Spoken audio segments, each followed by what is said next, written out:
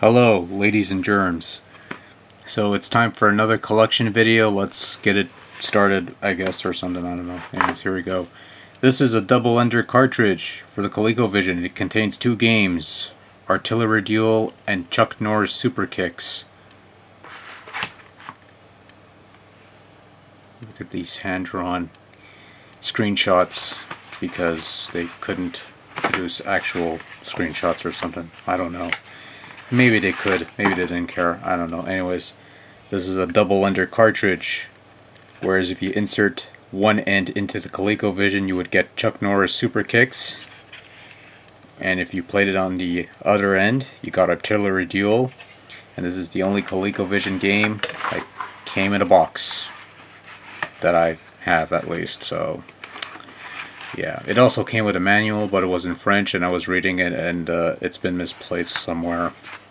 So I don't have that on hand, unfortunately, but I'm sure it's around somewhere. So that takes care of that. Toss that aside. Don't worry, it landed on the couch. It's a pretty sturdy box anyways. It suffered through worse. So anyways, let's go through the rest of my somewhat, I wouldn't say meager Colecovision collection, but relatively small nonetheless. Anyways, we got Smurf rescuing Gargamel Castles.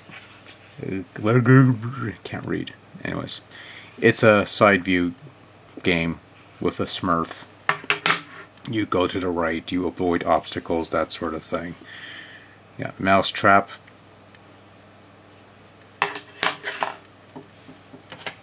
You have Time Pilot.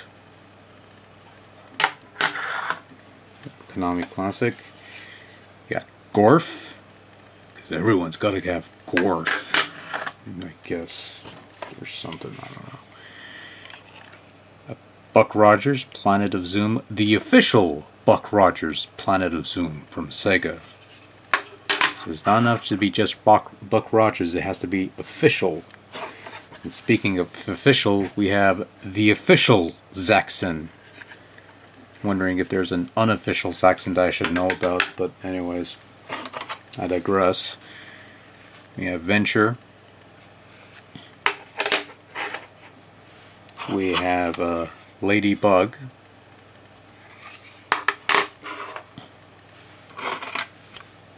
And we have another arcade favorite, Burger Time. Can never go wrong with a bit of Burger Time in your life.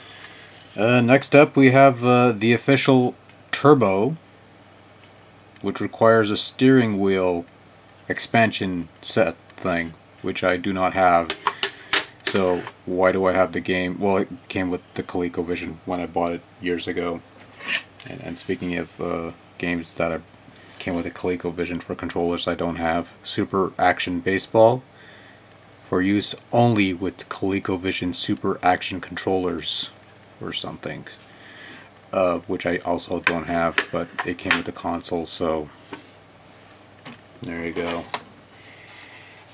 Yet another game that requires the Super Action controller set, and I didn't realize this until I brought it home.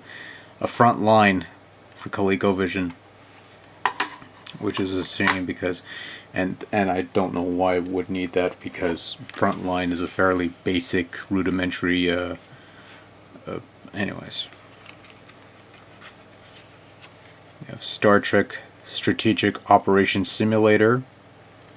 It did not come with an overlay, which is a shame, although I probably need an overlay for the Atari 2600 version if I ever got my hands on that, because that version is apparently sophisticated.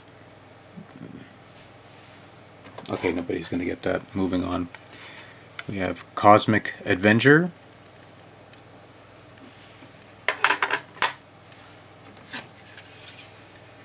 We have Space Panic. Ooh. And what could be worse than Space Panic? How about Space Fury? The official Space Fury by Sega. I actually kind of like, so it's so it's not that bad. We have Pepper 2, which is another in a long line of maze games. Probably one of the better ones, actually. So, and of course, we got Donkey Kong, classic. And if you were playing games back in the early 80s, when Colecovision and Atari and Intellivision were in their prime, the Colecovision version was probably the one to go to, though someone who had a functional brain during that time frame would probably be in a better position to tell you than I would, because I would have been like 2, 1, something, not even born yet. Anyways, Donkey Kong Jr.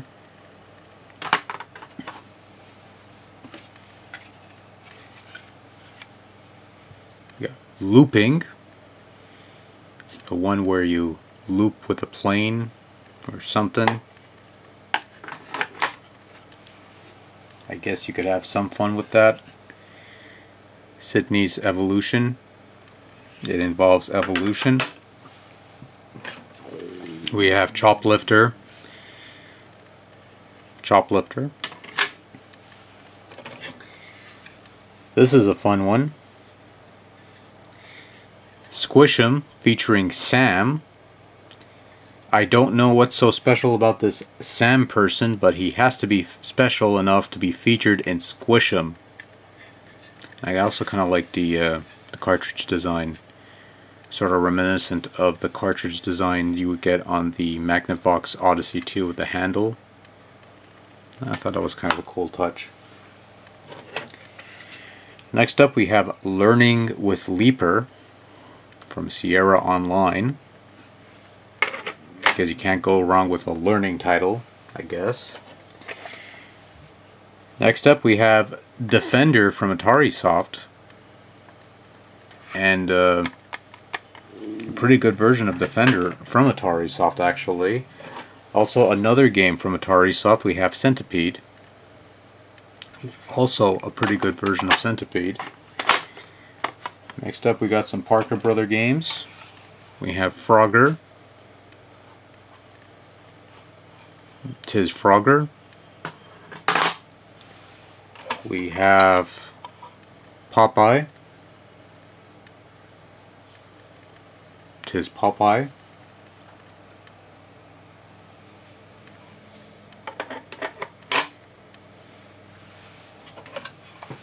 We have Q*bert. Tis Q*bert. Of course, finishing off the package, we have River Raid from Activision.